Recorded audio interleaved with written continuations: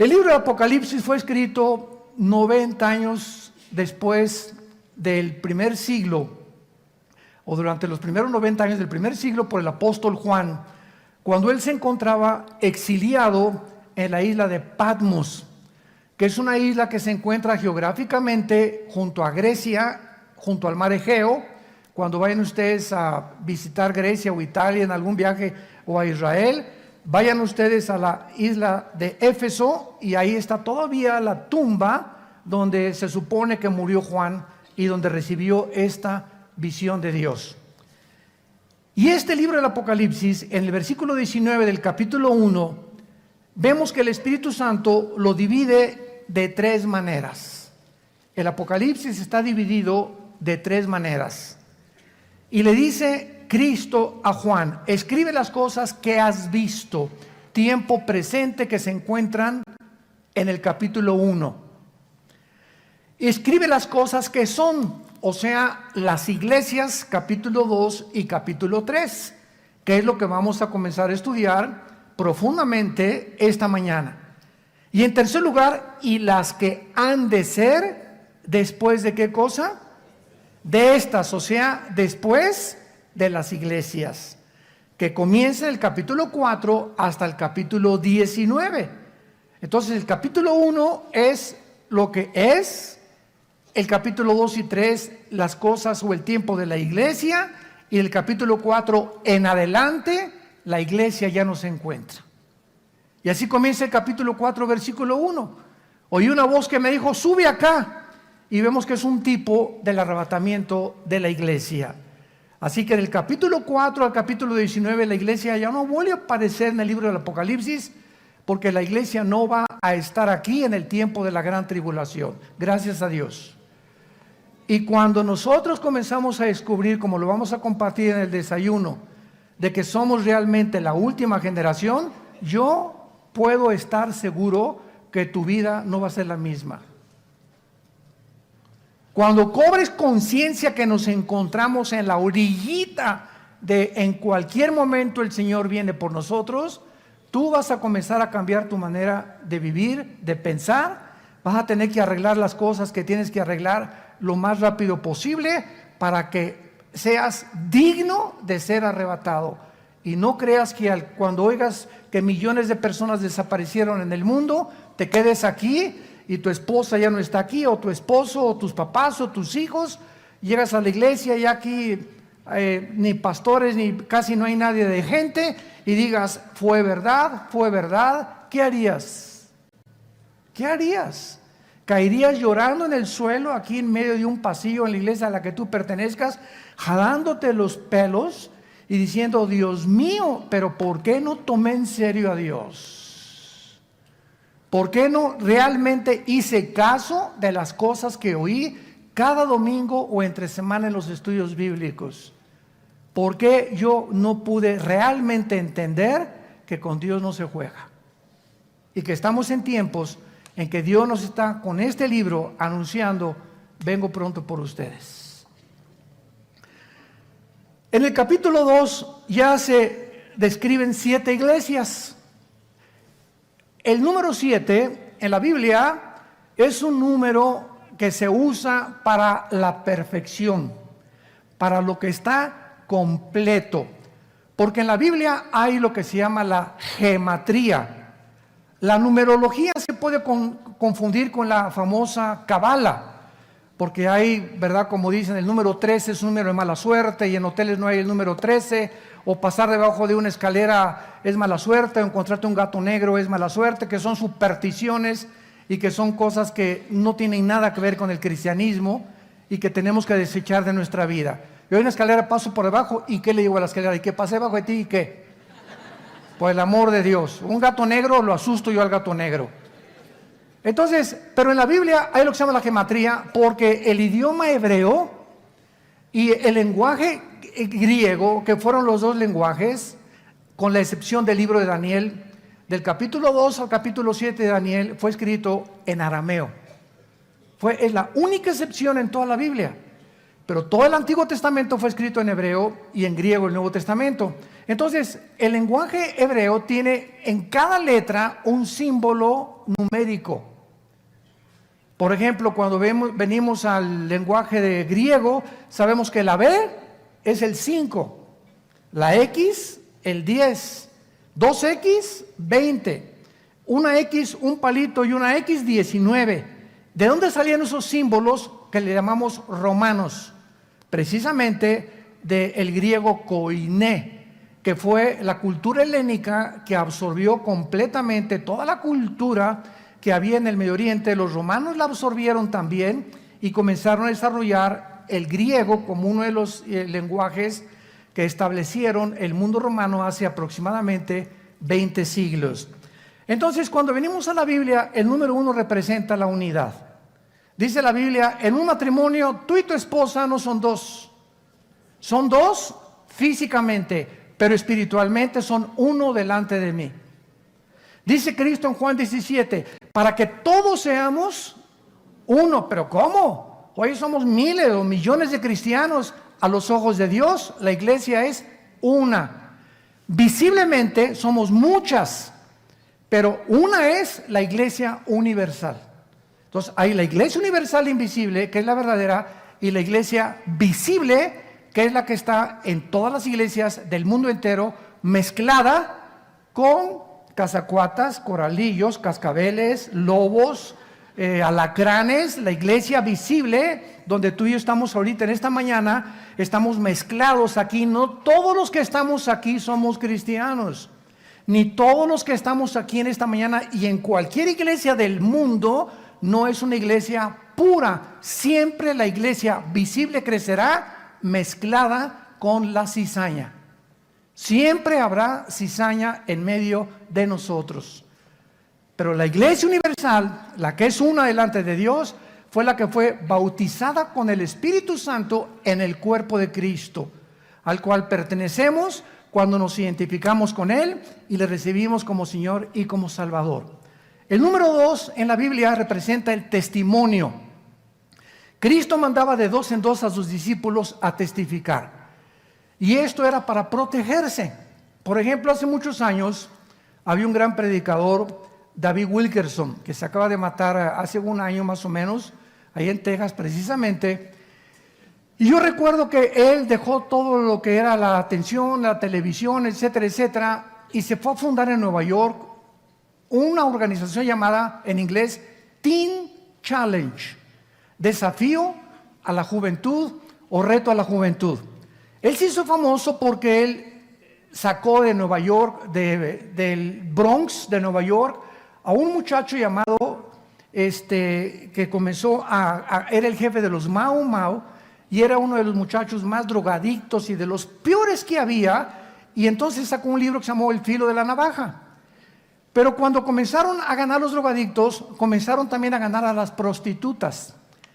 Y entonces David Wilkerson rentó una camioneta y les prohibió a todos los cristianos que iban a testificar a las prostitutas de Nueva York que fueran solos. Entonces, ¿por qué? Porque si iba un cristiano solo a hablar con una prostituta, la carne, aguas, cuidado, no te confíes.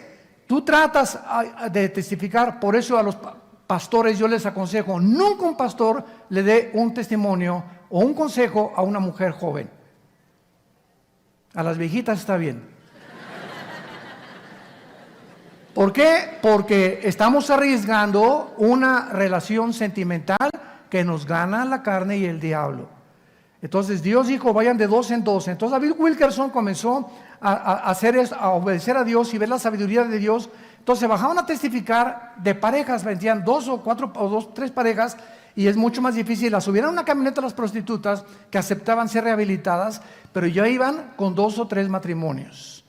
¿Ven? Porque fue la técnica en la que él les dijo, nunca se bajen a testificarle a nadie ni a ninguna persona solos. ¿Qué dice Judas? Antes del Apocalipsis está el libro de Judas. Y dice la Biblia en el versículo 23, a otros salven arrebatándolos del fuego, de otros tengan misericordia con amor, aborreciendo aún la ropa contaminada por su carne. O sea, dice la Biblia, no te acerques a cualquier persona a hablarle de Cristo si tú no estás bien fuerte en el Señor. Principalmente a los que son drogadictos o homosexuales o lesbianas o prostitutas, ¿verdad? ¿Por qué? Porque necesitas mucha fuerza interior, y si lo haces, trae un compañero o a tu esposa o a alguien contigo. No confiemos en nuestra carne, como dice Filipenses capítulo 3. El número 3 en la Biblia significa la Trinidad: el Padre, el Hijo y el Espíritu Santo. Por eso Apocalipsis termina Satanás tratando de imitar la Trinidad. Acuérdense que en Isaías 14, del 12 al 14, Satanás dijo: quiero ser como Dios, alcanzar el trono de Dios. ¿Y cuál es el número de Satanás? El 6, 3, la Trinidad. Y el 6, ¿a quién le pertenece? Al ser humano, porque en el sexto día fuimos creados. Entonces, cuando la Biblia dice que el número del anticristo va a ser el 666, vemos el número del hombre elevado a Dios. ¿Me están siguiendo? El hombre elevado a Dios, que fue la mentira que le dijo Satanás a Eva: serás como Dios, serán como dioses. El número 5 es el número de la gracia. Es el número de la gracia, el número 5. El número 6 es el número del hombre. El número 7 es el número perfecto. Ahora vean esto con cuidado. El número 6 en la Biblia es el número del ser humano. Y el ser humano con Cristo, ¿a dónde subimos? ¿A dónde? Camino a la perfección, para estar completos. Un ser humano sin Cristo es un ser humano imperfecto. Es un ser humano que no conoce las cosas de Dios, no está consciente del mundo espiritual. Lo único que ve en el mundo es sexo, placeres, dinero, poder, popularidad. Es lo único que llena su mente, y se muere a los 50, 60, 70 años de edad. Nunca conoció la luz. Nunca supo qué era la razón por la cual él había nacido. Nunca va a poder realmente. Nació en tinieblas, vivió en tinieblas y morirá en tinieblas. Entonces, qué interesante que aquí en Apocalipsis encontramos en el capítulo 1 que dice la Biblia, hablando de los candeleros, versículo 13 del capítulo 1: vi en medio de los 7 candeleros, 7 candeleros. Apocalipsis 1:13. A uno semejante al Hijo del Hombre. Cuando Juan se aparece de repente enfrente de Jesús, Jesús se encuentra detrás de 7 candeleros. 1, 2, 3, 4, 5, 6, 7 candeleros. Y Jesús en medio de los 7 candeleros. Y dice en el versículo 20 el misterio de estos candeleros. Nosotros usamos el símbolo del candelero, o se llama el menorá en el hebreo. Para nuestra organización, Vía No para el Mundo, tiene como símbolo, ¿qué cosa? Un menorá. Y si tú no sabías por qué, ahorita lo vas a saber. Dice el versículo 20: el misterio de las 7 estrellas que tenía en la mano derecha Cristo, y de los 7 candeleros de oro. Las 7 estrellas son los ángeles de los 7 iglesias, y los 7 candeleros que has visto, ¿qué cosa representan? La iglesia. Un candelero, ¿cuántas ramitas tiene? ¿Cuál es el número del hombre? Ok, pongan atención. El candelero tiene 7 ramitas, ¿ok?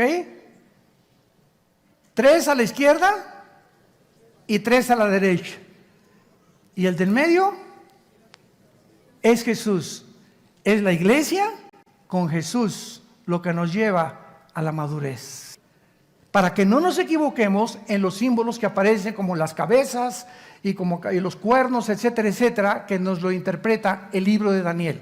Entonces, en la Biblia es como una tela donde todos los tejidos y los hilos se encuentran unos con otros y se forman unos con otros como un telar impresionante tejido por Dios, donde tenemos que encontrar, aquí hay un hilo suelto, tenemos que encontrar a cuál pertenecía para poder unirlo y no amarrarlo con otro hilo y hacer una herejía.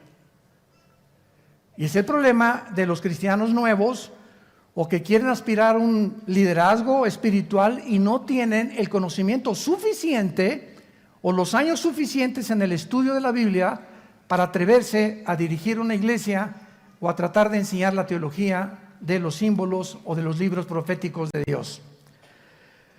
Muy bien, y así seguimos. El número 12 es el número del gobierno. Por eso fueron 12 discípulos, 12 tribus de Israel. Entonces todo tiene la Biblia un significado. Y vamos pues a comenzar con la iglesia de Éfeso. La iglesia de Éfeso la fundó el apóstol Pablo en Hechos capítulo 20.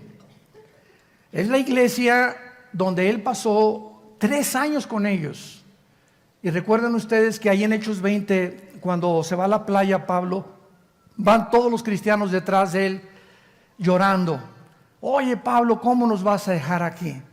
Y entonces Pablo les da los últimos consejos a esta iglesia y les dice: cuando yo me vaya van a entrar a la iglesia lobos, no conejitos ni venaditos.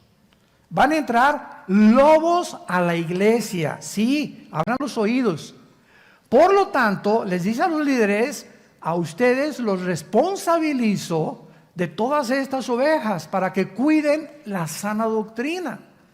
Y los encomiendo, dice Pablo, la única forma en la que los cristianos pueden protegerse de las falsas doctrinas, los encomiendo a la palabra de la gracia, la cual es poderosa para darles herencia con todos los santificados. Entonces, la única forma de protegernos en el tiempo que estamos ahorita viviendo el cúmulo de herejías que están en el internet, en YouTube. Cada semana a nosotros me hablan y me dicen: oye Armando, apareció un nuevo sitio con tu nombre pidiendo dinero. Virgen de la Macarena. Por lo menos 2, 3 veces al mes que hay un Facebook, y no nos cansamos de decirles: por favor, cuando vengan al Facebook, vean la página oficial que tenemos. Pero no se imaginan la cantidad de piratería que existe. Esta es una semana, encontramos un Facebook que están pidiendo en mi nombre dinero, imagínense nada más. Y ahí van los cristianos y mandan sus ofrendas y se las estás mandando, ¿verdad? Ya sabes a quién, a los hijos de Moloco. Bueno, entonces esto es importante como tener como una base para poder comenzar a entender la iglesia de Éfeso. La iglesia de Éfeso se fue Pablo y después quedó Timoteo al frente de esta iglesia de Éfeso. Así que cuando Juan escribe esta carta, tenía 90 años de edad ya el apóstol Juan. Ya había habido 3 pastores, también estuvo Apolos y Aquila, mucho tiempo en Éfeso. Ya había habido pastores, Pablo, Timoteo, habían tenido muy buenos pastores para que fuera una iglesia ardiente en el Señor. Pero vamos a descubrir en esta iglesia, que es la primera que nos describe el Espíritu Santo, verdades profundísimas que nos hablan de cómo es realmente el servicio a Dios. Porque de las 7 iglesias que se mencionan en el capítulo 2 y 3 de Apocalipsis, 5 son llamadas a que se arrepientan. 5 iglesias de las 7, Dios les dice: arrepiéntanse. La pregunta es: ¿por qué? ¿Cómo que arrepiéntanse? ¿Qué tan mal estaban? Es un símbolo profético que el Espíritu Santo nos muestra, como dijo Jesucristo: cuando venga el Hijo del Hombre, ¿hallará fe? ¿Cómo es la condición de la iglesia cuando venga Jesucristo? Exactamente como lo vamos a ver en la última iglesia, que es la de Laodicea, que es la iglesia mundana, herética y llena de barbaridades. Escribe el ángel en la iglesia de Éfeso, capítulo 2 de Apocalipsis, versículo 1. El que tiene las 7 estrellas en su diestra, el que anda en medio de los 7 candeleros, dice esto. Vamos a comenzar rápidamente. Cuando hablamos que la carta se les manda a ángeles, no son a ángeles espirituales. Porque, ¿cómo lo sabemos que este ángel no es un ángel, sino es un líder de la iglesia? Vamos a ver algunos pasajes. Por ejemplo, rápidamente, Mateo capítulo 1, versículo 10. Y veamos que la palabra angelos en el griego se usa continuamente en la Biblia del Nuevo Testamento para describir a los mensajeros humanos de Dios. Mateo dice aquí en la Biblia 11, versículo 10, claramente la palabra que se menciona aquí es la palabra angelos en el griego, porque este es de quien está escrito: he aquí yo envío aquí no se tradujo ángel, es la palabra angelos en el griego, mi mensajero, que está hablando de Juan el Bautista. Vean otro ejemplo en Lucas capítulo 7, versículo 24 y 27. Cuando se fueron los angelos, y no se tradujo ángeles, se tradujo mensajeros, porque literalmente la palabra ángel significa eso, mensajero. Cuando se fueron los mensajeros de Juan, comenzó a decir Juan a la gente, etcétera, etcétera. Y el versículo 27, este es de quien está escrito: he aquí yo envío mi mensajero delante de su faz. Entonces vemos que en el Nuevo Testamento la palabra angelos se traduce muchas veces mensajero humano, y aquí en el Apocalipsis no puede ser mensajero celestial, porque Dios en Primera de Pedro capítulo 5, Dios le dice a Pedro que los líderes de la iglesia son los mensajeros, los pastores responsables que deben alimentar al rebaño de Dios, no por ganancia deshonesta, no de una forma forzada, sino voluntariamente. Y el príncipe de los pastores algún día le dará a los líderes de las iglesias y a los pastores que fueron fieles hasta la muerte la recompensa de la vida eterna. Y no solamente eso, sino que también las coronas que pueden pertenecerles a este tipo de personas.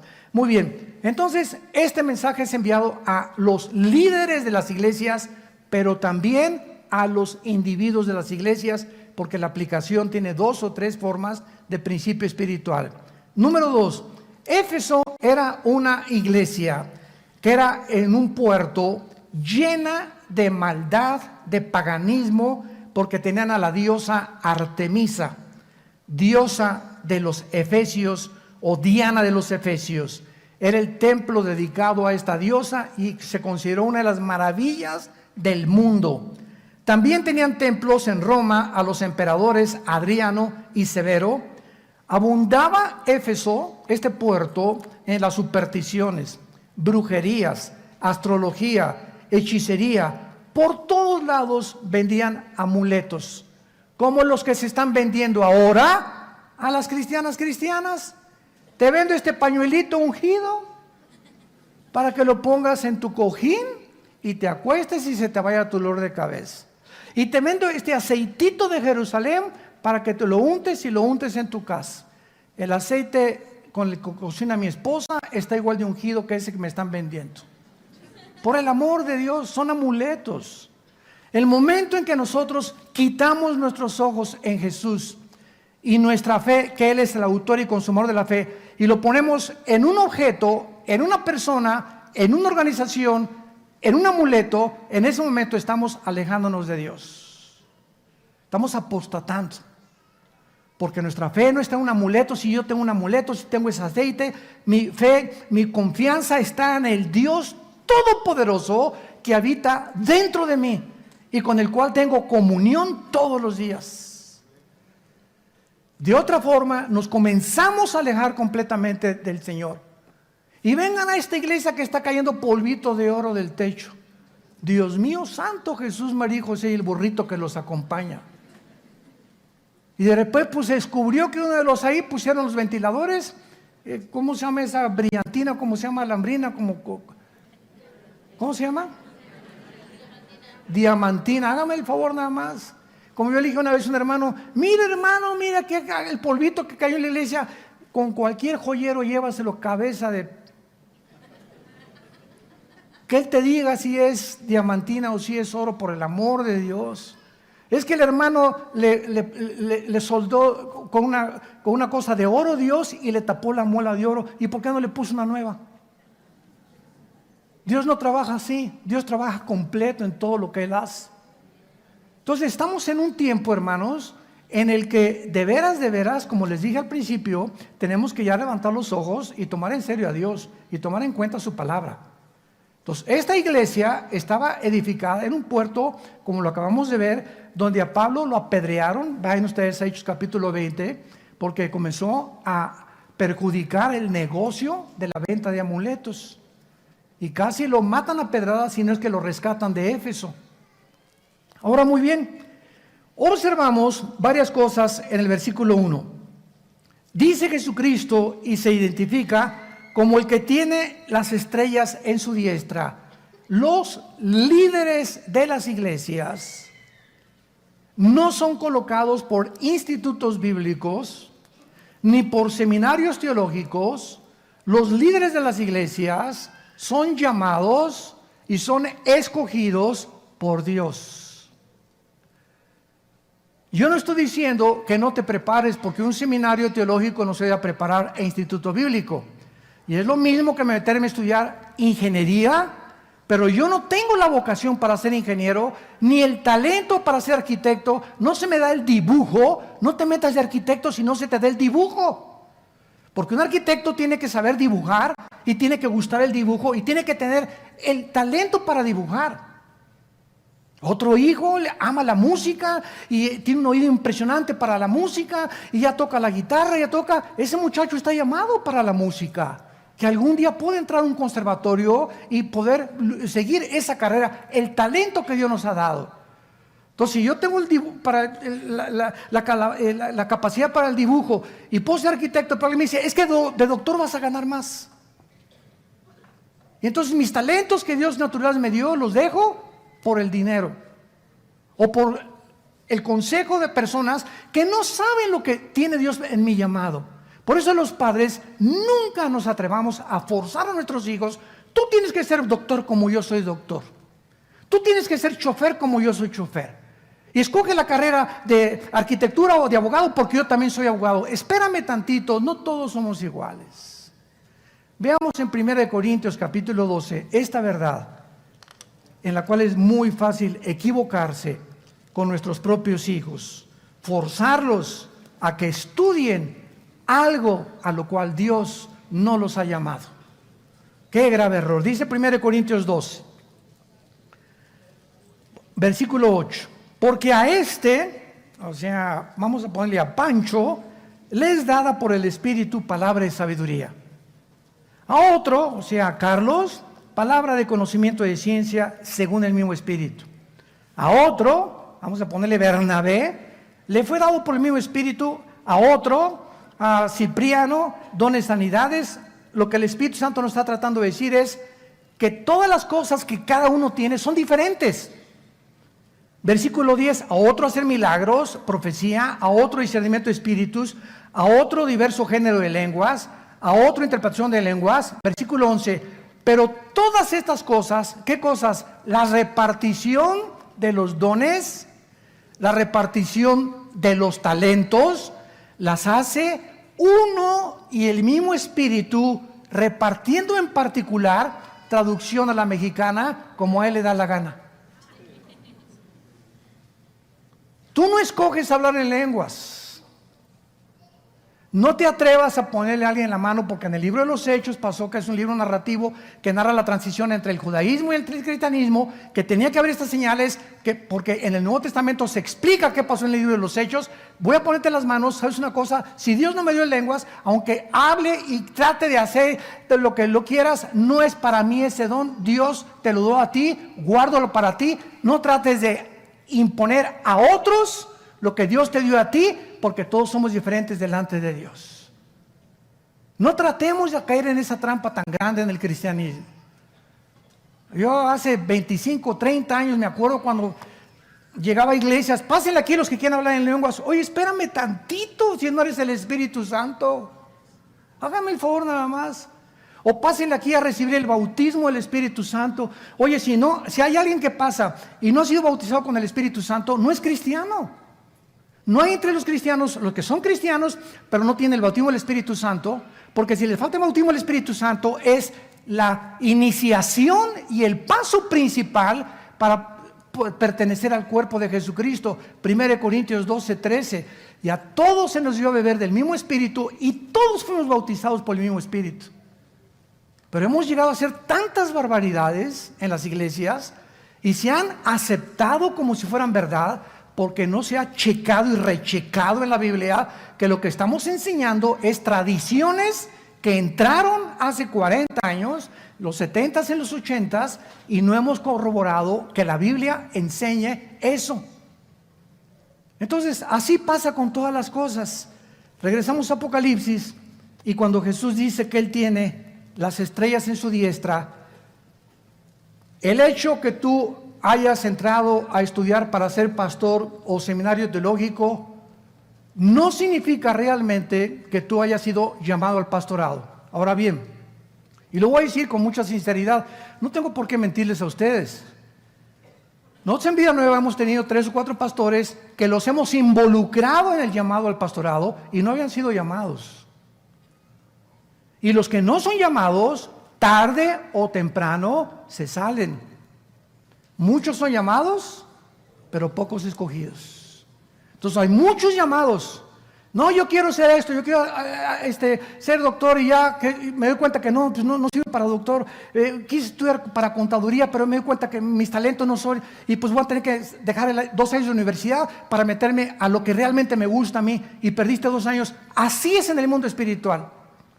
Se dan cuenta, a los 2 o 3 años, no es que no tengo el llamado de pastor, no, pero entré por lo que tú hayas sido. Nosotros somos hombres y nos equivocamos, y muchas veces llamamos a alguien que no ha sido real. Ahora, desde luego que cada vez subimos más y más y más las vallas de protección, ¿verdad? Mientras más pasa el tiempo, más requisitos exigimos para eso, pero de algo estamos seguros, que una persona que no ha sido llamada y nosotros nos equivocamos, Dios tarde o temprano lo saca del ministerio, por lo que sea.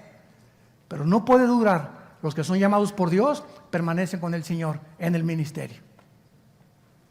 Y esto es algo que tenemos que aprender. Jesús tiene a los líderes en la mano. ¿Qué significa esto? Que Jesús ve y conoce a los que han sido llamados y los va a sostener porque estamos en su mano.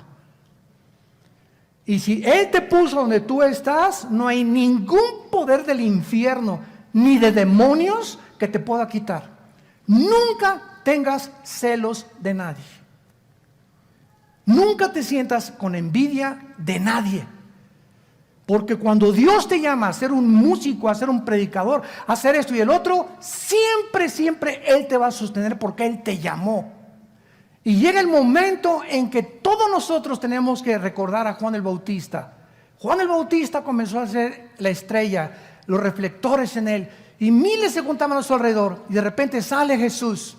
Y Juan el Bautista se da cuenta que él simplemente había sido llamado para preparar el camino de Jesús. Y Juan el Bautista dijo estas palabras: es necesario que Él crezca y yo mengue. Llega el momento en que tú eres Miss Tlanepantla. Tienes 25 años y vas a ser los 35, 40, y tu belleza, y va a llegar otra más bonita que tú. O ya te está pisando alguien detrás, un artista, un cantante. Siempre habrá alguien mejor que nosotros. Y nuestro llamado no dura siempre para ser las estrellas. Y así pasa con predicadores, con artistas, con cantantes. Siempre hay alguien detrás que viene mucho mejor que nosotros. Y nosotros los pastores, les he dicho a muchos congresos que hemos sido invitados a los pastores, hay pastores que tienen 15 años ellos y no le prestan el púlpito a nadie. No entrenan a nadie por el celo o la envidia que les van a quitar y van a ser más famosos que ellos. Y nosotros tenemos ya 40 años de ministerio. Por eso son las cosas. Me ven ustedes pocas veces aquí en el norte. Si yo sigo cada domingo aquí en el norte, hacen un ídolo de mi persona. Se los digo con todo mi corazón. Y ya no dejo de venir y ya no viene la gente. Y ahora tenemos infinidad de pastores y lo estamos empujando a los jóvenes. ¿Para qué? Yo ya no soy necesario. Yo vengo de vez en cuando. Soy pastor de mis pastores ahora, pero hay muchos mejores predicadores ahorita que nosotros mismos. Y tenemos que dejarles el lugar a ellos, porque vienen con más fuerza, con más energía, con más poder, con más visión muchas veces que nosotros mismos, que ya tenemos mucho tiempo en el ministerio. Aunque la sabiduría se las podemos impartir a ellos desde luego. Pero nunca nos sentemos como yo soy aquel.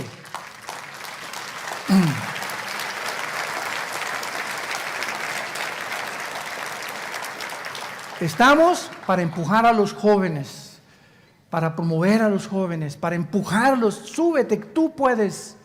Y cada vez nosotros irnos menos y menos y menos y menos, si queremos seguir a Jesús. Y en segundo lugar, ¿verdad? Esto que hablamos, Jesús, cuando dice yo tengo las 7 estrellas, nos está diciendo que Él no tiene preferencia por ninguna denominación, porque no hay barreras en el cuerpo de Cristo. En el cristianismo hay nazarenos, presbiterianos, bautistas, pentecostales, carismáticos. Cuando nos preguntan, ¿y ustedes qué denominación son en Vida Nueva? No tenemos ninguna denominación, somos una organización cristiana evangélica, porque la palabra evangélica se adoptó desde 1940-45 en Suiza, cuando se hizo la votación para determinar quiénes eran los cristianos evangélicos, a diferencia de los mormones, a diferencia de los testigos de Jehová, a diferencia de los adventistas, que ya no forman parte del cristianismo, sino de grupos sectarios. ¿Por qué se llaman sectarios? Porque estos grupos que acabo de mencionar no creen que Jesús es Dios, creen que la salvación es por las obras, los cuales los hace inmediatamente apartados del evangelio puro de la gracia de Jesucristo. En el libro de Gálatas 1, capítulo 1, versículos 6 al 8, cualquiera que predique otro evangelio que no sea este, no es el evangelio que Cristo nos enseñó. Entonces no importa si es presbiteriano, eres mi hermano, nazareno eres mi hermano, amistad cristiana eres mi hermano, bautista eres mi hermano. Pues los bautistas le ponen más énfasis a alguna cosa, al evangelismo. Los presbiterianos tienen la iglesia, la teología de la reforma. ¿Qué significa esto? Que ellos creen que Israel ya no forma parte del plan de Dios. Los dispensacionalismo al cual nosotros pertenecemos, es la teología que enseña que Israel, Dios no ha acabado con ellos, que viene otra vez en la tribulación a terminar el plan con ellos, y la semana 70 de Daniel. Los pentecostales le ponen énfasis increíble a las lenguas, ¿verdad? Y se tiran al suelo y lloran, etcétera, etcétera. Cada quien en la forma en la que se expresan en la alabanza. Otros gritan, otros se jalan los pelos, otros comienzan a temblar así como alambres eléctricos. Hay muchas formas de expresarnos de unas cosas, pero lo que no hay que olvidar es que todos ellos son nuestros hermanos. Nunca hablar ni creernos nosotros superiores a nadie, porque no lo somos. Estamos en Cristo. Entonces, mi hermano pentecostal los amo y me invitan a predicar y no me meto mucho en lo que ellos no quieren que yo predique. Voy con el bautista, ¿verdad? Con el presbiteriano, y somos hermanos, ante todo el amor. Tú puedes ser un gran teólogo y ser un fariseo, porque cuando hay un conocimiento sin amor, envanece. El amor edifica. Y Dios anhela que seamos uno. No importa el nombre que tengamos, mientras creamos que la salvación es por la gracia y no por las obras, por la sangre de Cristo que Él resucitó, que viene pronto, eres mi hermano. El título que tú te pongas en la botella no me importa. Dios ve el contenido de la botella, no la etiqueta. Así que cuando venga Cristo no va a decir, los tatuados a un lado, los que no se tatuaron, vénganse conmigo. Si dice bautista, no te los vais a llevar, ¿eh? Presbiteriano no, eso es peor. No, cuando venga Cristo no va a haber ningún título, va a venir por lo que tenemos dentro, el Espíritu Santo. Y si tienes al Espíritu Santo, llámate como te llames, eres mi hermano en Cristo, te necesito, tú me necesitas a mí, y necesitamos caminar juntos de la mano, siempre prevaleciendo el amor, el compañerismo y la fidelidad de unos con otros, para que seamos llamados hijos e hijas del Dios Altísimo. Amén. A continuación vemos también lo más importante de este mensaje. Versículo 2, yo conozco tus obras. O sea, Jesús conoce desde hoy en la mañana cuántos cafés te tomaste, qué música escuchaste, qué hiciste después de lavarte los dientes. Nos conoce, lee el Salmo 139, pero como haz de cuenta que estamos monitoreados las 24 horas, Dios sabe todo lo que pensamos, dijimos e hacemos todos los días de nuestra vida. Yo conozco tus obras, y se los dice a todas las iglesias, y tu arduo trabajo y paciencia, y que no puedes soportar a los malos, y has probado a los que se dicen ser apóstoles y no lo son, y los has hallado mentirosos, y has sufrido, y has tenido paciencia, y has trabajado arduamente por amor de mi nombre, y no has desmayado. Vean todas las cosas buenas ante nuestros ojos que Dios y Cristo reconoce. Nada de estas cosas son malas. Pero de repente Jesús les dice: todas estas cosas que hiciste son muy buenas y las reconozco. Pero ¿sabes una cosa? Las echaste a perder porque perdiste tu comunión conmigo. Tengo contra ti que has perdido tu primer amor. En otras palabras, podemos hacer todas estas cosas que acaba de mencionar Jesucristo sin que realmente tengamos una comunión con Él.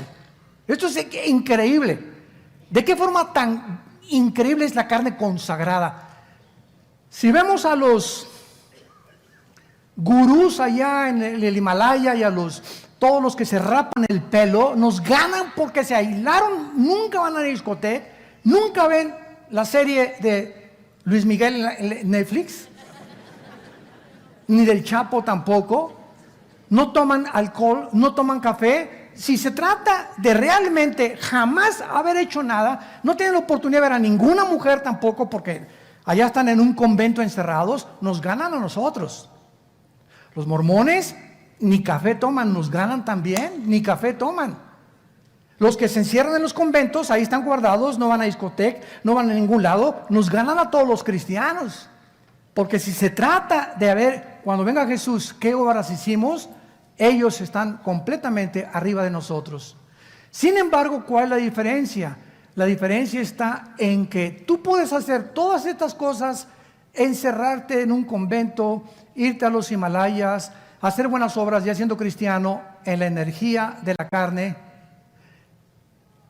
y no en la energía del Espíritu. Todo esto lo hiciste como fruto tuyo, porque tú lo puedes hacer. Vuelvo a repetir, es increíble la religiosidad que ya traemos nosotros en la naturaleza humana.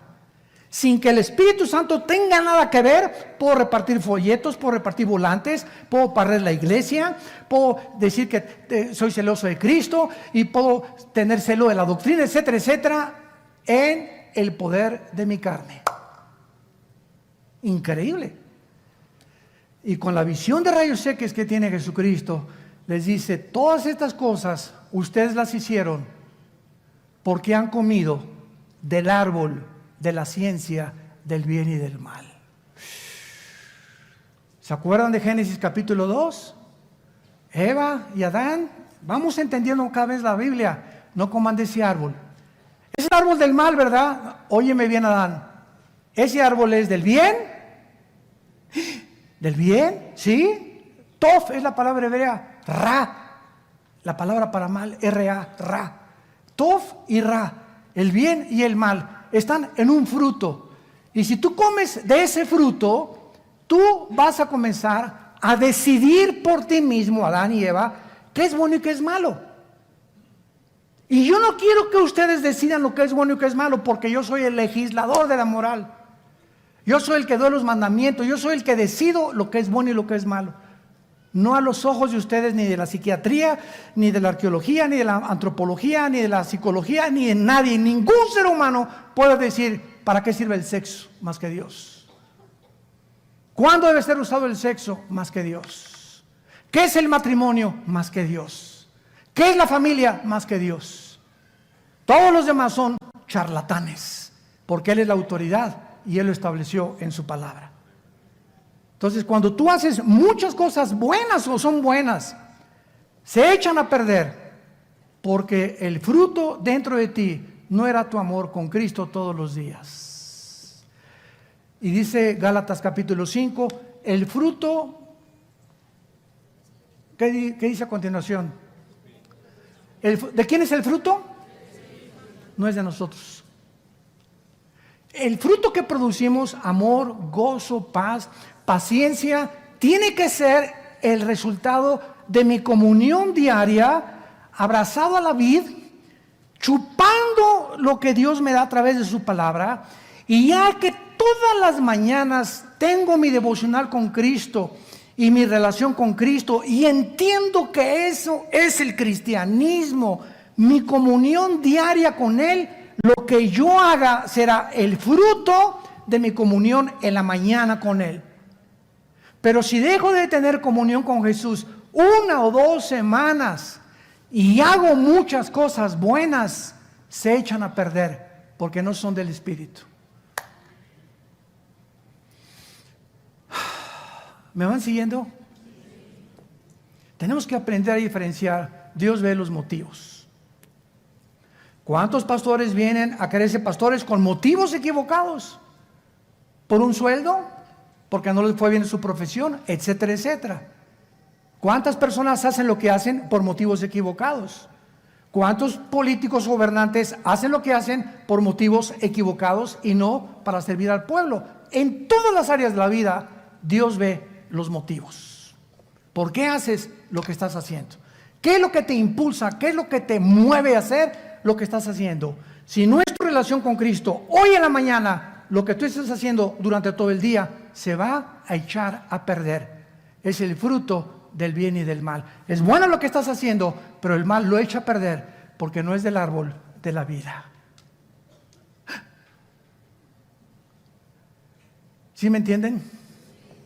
Le pido a Dios que me entienda. Es importantísima esta lección de la iglesia de Éfeso. Y Jesús los acusa, ¿verdad? Todas tus buenas obras, ¿verdad? Tienes que entenderlo. Y finalmente les dice Jesucristo en el versículo 3: has sufrido, has tenido arduamente por amor a mi nombre. Yo amo a Jesucristo. Yo conozco a cristianos que van a otro ejemplo, a un congreso de alabanza, y el congreso de alabanza está hasta arriba, y caen los jóvenes y lloran, y es normal, y es natural, y los toca, y dice, sí, Jesús por aquí, por allá, y te tocó, y el predicador que oí este domingo me hizo llorar. Todo lo que tú quieras y digas, y el lunes, y el martes, el miércoles, ya ni te acuerdas. Todo sucedió en un momento de emocionalismo. Pero si los otros días que siguen después de eso no mantienes todo lo que hiciste, eso que te caíste en ese congreso y que lloraste, no te será tomado en cuenta. Se echó a perder porque no mostraste la misma solicitud hasta el fin para plena certeza de la esperanza. Hebreos capítulo 6. Entonces hay cristianos que van de congreso, y en el congreso, y otro congreso, y otro congreso, y 4 o 5 congresos al año, y los toca el Señor, y se caen al suelo, y se revuelcan, y giran en el suelo, etcétera, etcétera. Emocionalismo, lo que tú quieras, y puedo decir que es natural, que es normal. Sí sintieron, pero venga el otro día, y el martes y el miércoles, y no entienden que no dura. Moisés, no recojan el maná, no lo guarden, porque se les echa a perder. ¿Por qué, Señor? Quiero enseñarles a que dependan de mí todos los días. Ahí está en el Éxodo la lección. Caía el maná, y los que lo guardaban, no por lo que el congreso, lo que habló el predicador, lo voy a guardar a mí. No es cierto. Con pasan los días se te echa a perder, se te echa a perder, se echa a perder. ¿Por qué? Porque Dios quiere que todos los días, el martes y el miércoles y el jueves y el viernes y todas las semanas después del congreso, mantengas ese ardor pegado a la Biblia y a la comunión con Jesucristo. Si no, eso que te dio Dios, ese maná que te dio Dios, se te echa a perder a los 3 o 4 días. Y tú no puedes llegar el día de Cristo. Señor, ¿te acuerdas en el congreso? ¿Viste cómo me caí, Señor? Y te grité, ¿verdad, Señor? Sí, claro, y lo reconozco. Y en ese momento sentí a Jesús. Sí, pero yo no te voy a juzgar por lo que hiciste hace 4 o 6 meses, Pancho, sino por lo que hoy en el presente eres. Desde ese tiempo, ¿qué has hecho con tu vida? Con la vida de Jesucristo y con mi palabra en tu corazón. Padre, te damos gracias en esta mañana por tu palabra.